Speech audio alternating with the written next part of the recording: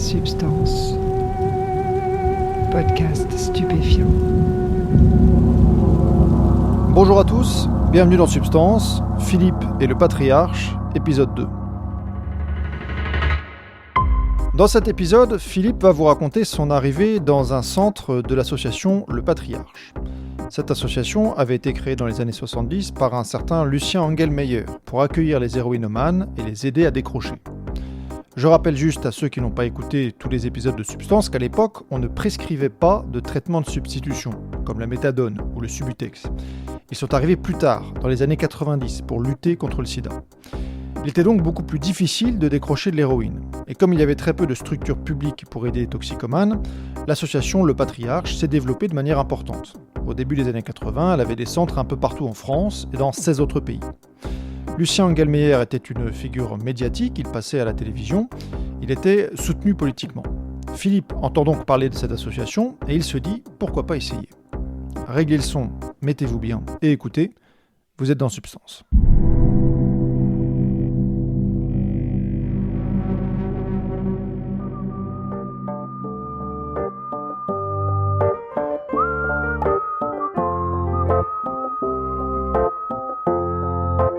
Le Patriarche, j'ai entendu parler la première fois, j'avais vu un programme à la télé, c'était sur Antenne 2,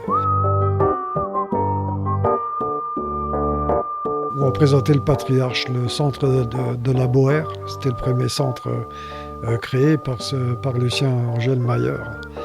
Et donc on voit ce bonhomme barbu entouré d'une bande de jeunes chevelus qui ont l'air de bien s'entendre. Ça a l'air idyllique, quoi, la façon dont c'est présenté.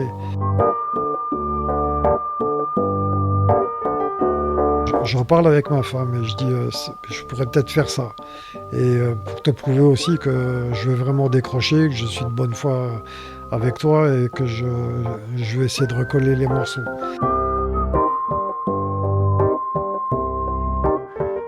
On a trouvé une adresse d'un centre à Colmar, donc Metz-Colmar, pas très loin. Et j'ai téléphoné et on a eu un rendez-vous. Donc on y est allés tous les deux. Et là déjà je me dis ça c'est peut-être la bonne piste pour moi pour recoller les morceaux avec ma femme, de passer par là.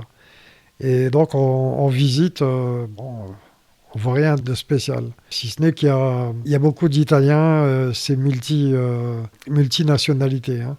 On entend parler espagnol, italien, portugais, il y a des Allemands, il y a des Suisses, il y a un peu de tout. Il y a le responsable du centre qui est à côté de moi, c'est moi qui fais la demande, je lui dis j'aimerais bien venir chez vous, enfin dans un centre pour décrocher.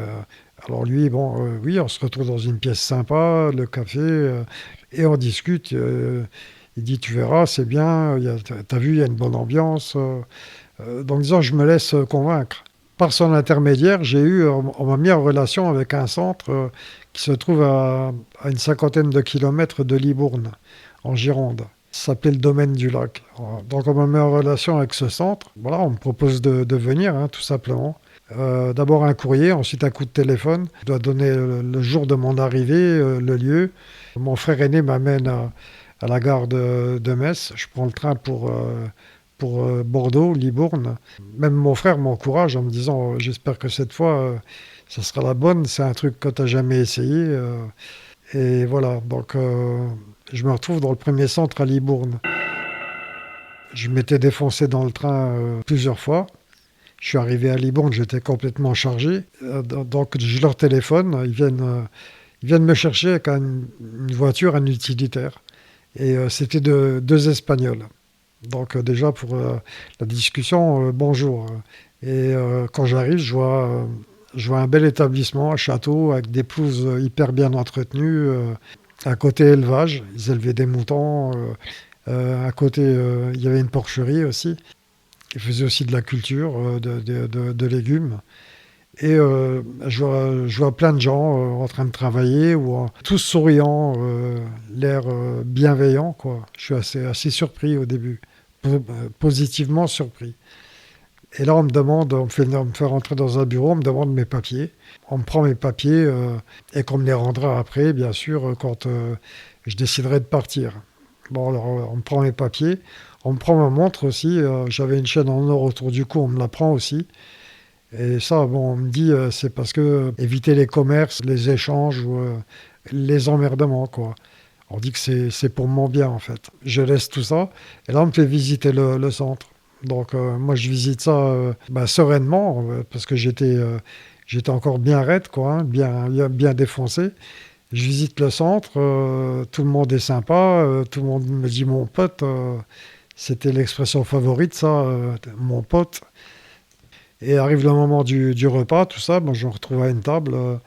On me sert à manger, je mange, le repas se passe bien. Moi, je suis un peu à observer, et puis en même temps, je suis cassé. Donc, je veux dire, je vis ça un peu comme dans un... Je me sens bien. Et le soir, à 9h, on me dit il faut descendre dans la grande salle. Donc, je suis le mouvement, et c'est la réunion. Tous les soirs, il y avait une réunion, dans tous les centres. Et donc, on se retrouve à la réunion, et on était environ une cinquantaine. Donc, mélangés, des Italiens, des Portugais, des Français, des Suisses, des Allemands. Le chef du centre parle en italien, parle en espagnol, et à un moment parle en français pour dire Philippe, un nouvel arrivant, on me demande de me lever et de me présenter. Donc je me lève, je me présente, voilà, je m'appelle, tant d'années dans la toxicomanie. Donc voilà, fin de la présentation, tout le monde m'applaudit. Tout le monde m'applaudit, tape dans les mains, tous des grands sourires. Je m'y attendais pas, quoi, je suis surpris. Voilà, la soirée se passe comme ça. Après on montre ma chambre, comment ranger mes affaires, tout ça. Et le lendemain matin, le réveil, je crois que ça a été à 7h du mat. Le manque n'était pas encore là, mais je sentais que ça arrivait. Alors j'aurais demandé comment ça se passait. Et ils m'ont dit, t'inquiète pas, tu vas boire des tisanes, 3 par jour, ça va te faire du bien. On fait des bains aussi, des massages, ce genre de trucs. J'en ai jamais fait des bains et des massages, j'en ai jamais eu. On prend le petit déjeuner et ensuite on nous fait attendre, on attend. Je me demande ce qu'on attend. Je vois des trousses de toilette après posées sur la pelouse, et dont la mienne. Ils appelaient ça des ovnis. C'était 2 personnes, un ancien et un nouveau, on va dire, un binôme, tous les jours différents, qui étaient chargés de faire l'inspection de toutes les chambres, de la propreté des lieux, le lit, comment il était fait. Tout était méticuleusement scruté par les personnes qui étaient désignées pour faire ce truc-là. Alors OVNI, je ne sais pas pourquoi, mais tous les jours ça changeait. Et ça n'allait pas parce qu'il y avait des cheveux sur ma brosse à cheveux. Le moindre truc n'était pas toléré. Il fallait que tout soit nickel. Un cheveu dans la trousse de toilette n'était pas toléré. Donc il fallait refaire. Il fallait que ça soit nickel. Il y a cette première inspection que je trouvais un peu lourde, quoi. Je me dis quand même, il pousse, quoi. Ensuite, je me retrouve avec 2 gars, un qui se présente, qui me dit Giacomo di Napoli en italien, et l'autre qui était suisse. Ils me disent tu vas avec nous et tu vas commencer à travailler, ça va t'aider à te désintoxiquer plus vite. Et je demande s'il y a des médicaments. Ici, il n'y a pas de médicaments.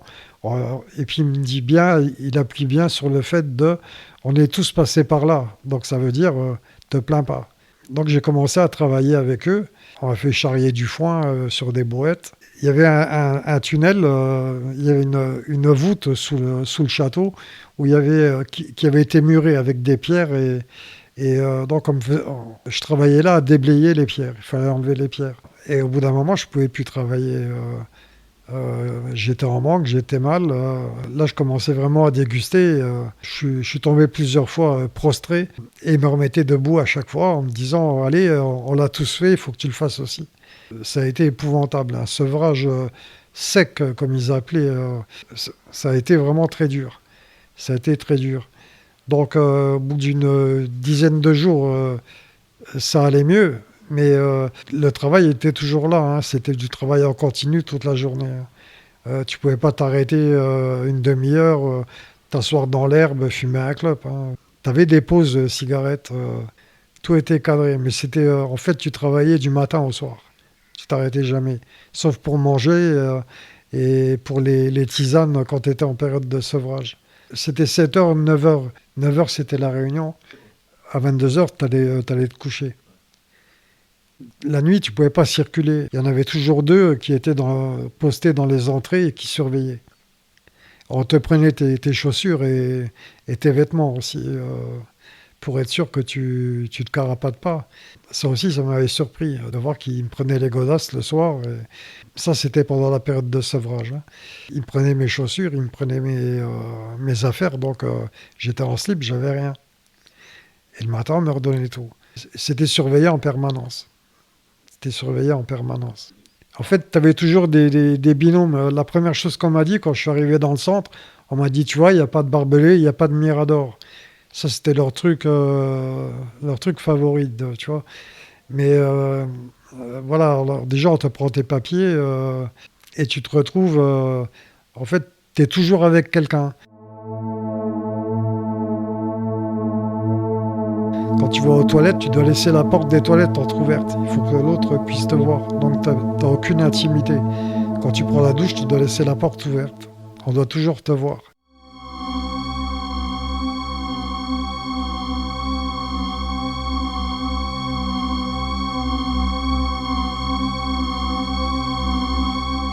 Je sais que la période de sevrage, je l'ai traversée.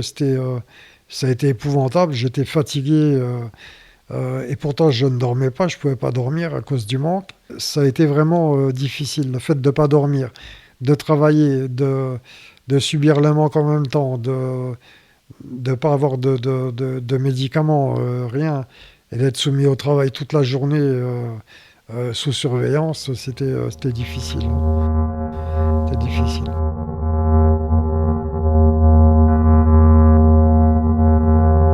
Au bout d'un moment, j'ai parlé du fondateur d'Angel Mayer et j'ai dit un truc du genre en fait Lucien, Angel Mayer se fait du fric sur le dos des tox. Là on m'a dit non, tu parles mal, il faut pas dire ça. Lucien, c'est grâce à lui qu'on a tout ça, enfin bref. Parce qu'on nous faisait travailler du matin au soir. En plus on bouffait des produits périmés. C'était de la récupération en fait dans les grandes surfaces. Donc les produits périmés, y avait des équipes qui roulaient. On tournait pour ça, pour aller récupérer de la bouffe périmée. On mangeait que du périmé.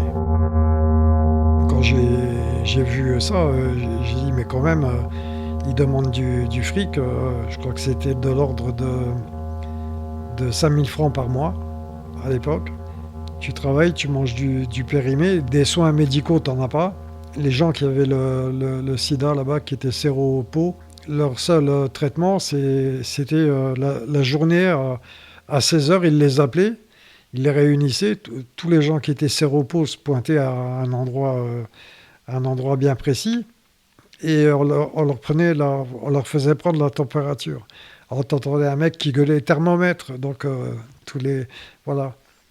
J'ai connu un Belge qui était séropo et qui avait plus de T4 et il m'a dit le moindre rhume et je meurs, quoi. Il savait que c'était terminé. Hein. Et j'en ai connu beaucoup qui étaient comme ça. Ils allaient à l'hôpital, mais quand c'était la toute fin. Et à l'hôpital, toujours escorté d'un membre de l'association qui restait là 24/24 avec le gars. Quelqu'un qui se blessait, se retrouvait hospitalisé, il y avait un membre du patriarche qui était avec toi.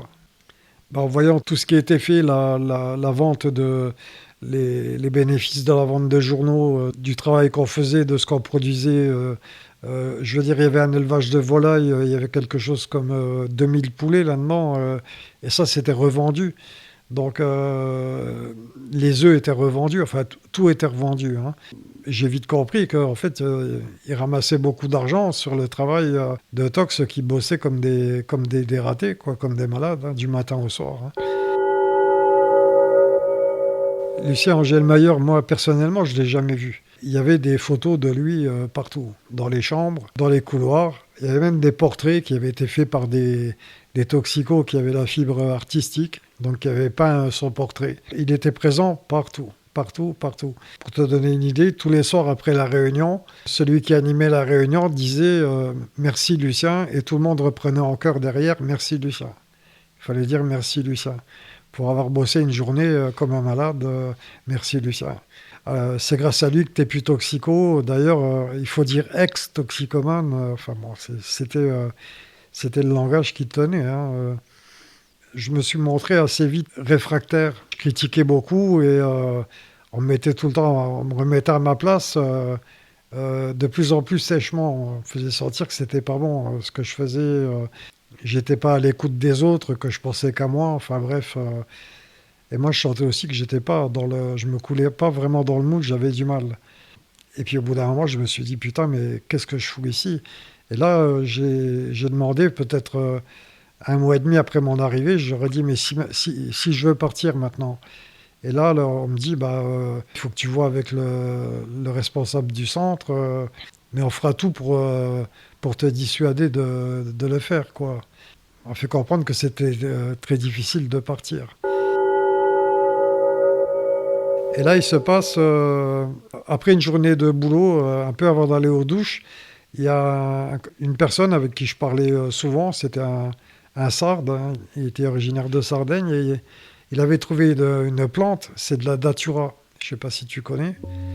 Pour ceux qui ne connaissent pas le datura, c'est une plante qu'on trouve un peu partout en France. Elle a de très jolies fleurs, mais elle est aussi connue comme plante psychotrope. Elle fait partie de ce qu'on appelle les délirogènes. Ça provoque des délires terribles avec des hallucinations véritables, c'est-à-dire que la personne ne sait plus qu'elle hallucine. En résumé, c'est une plante très dangereuse, avec des tripes souvent sombres et des risques mortels en cas de surdose. Il faut donc vraiment éviter de consommer ça.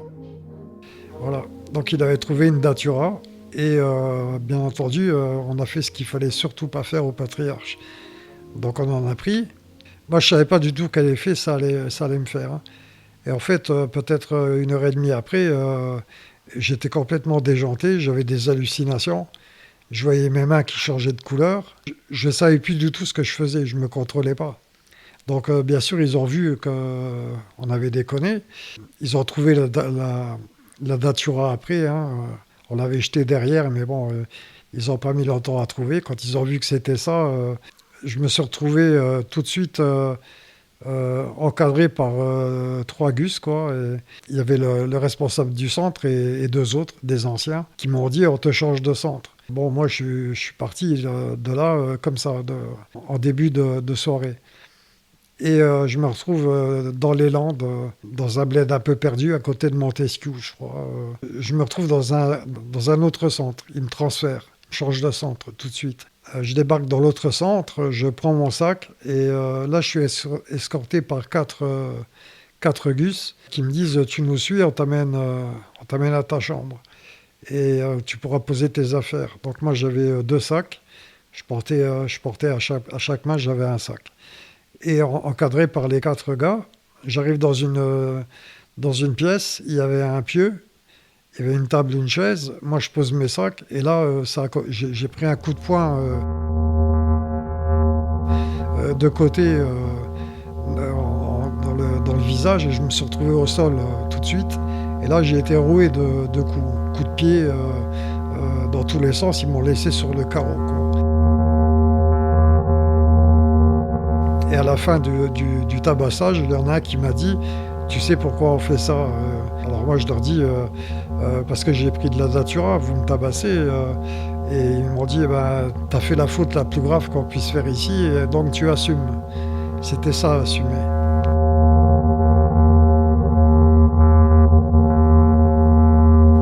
Et ils sont revenus plusieurs fois dans la nuit pour me remettre des trompes. Hein. Il y a un moment un Français qui a crié, qui est d'un dortoir, qui a crié « Mais vous n'avez pas le droit de faire ça ».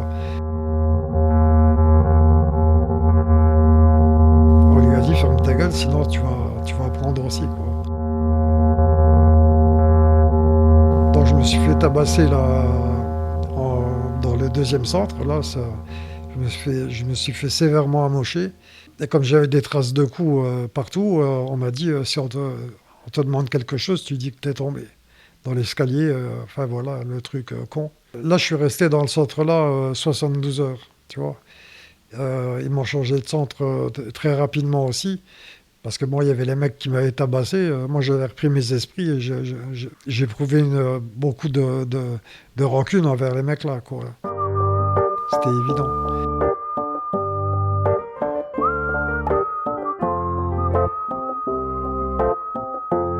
Donc ils m'ont changé de centre. Là, je me suis retrouvé dans un 3e centre. Et plus ça avançait, plus on descendait.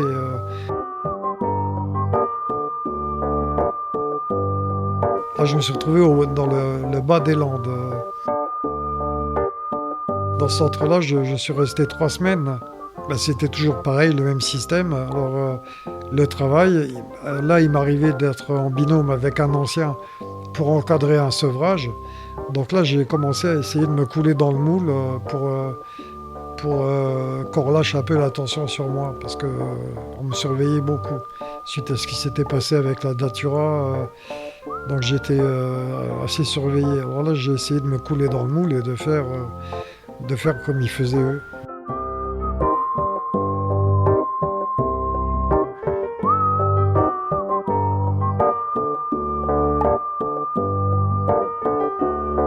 Le patriarche a fini par obtenir ce qu'il cherchait. Ils ont réussi à briser Philippe et à le faire rentrer dans le rang.